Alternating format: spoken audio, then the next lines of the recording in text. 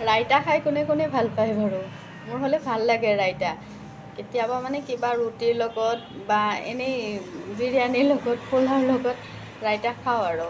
তো ভাবিলোঁ মই ৰাইতানো কেনেকৈ বনাওঁ আপোনালোকক দেখাওঁ বুলি। চাই থাকিবচোন।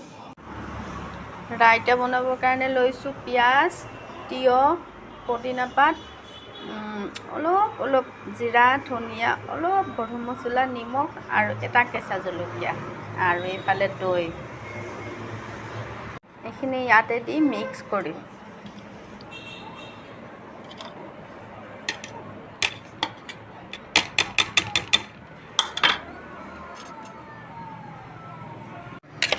চামুচেদি ভালকৈ লৰাব লাগিব এতিয়া চব গোটেইখিনি বস্তু যাতে ভালকৈ মিক্স হয়।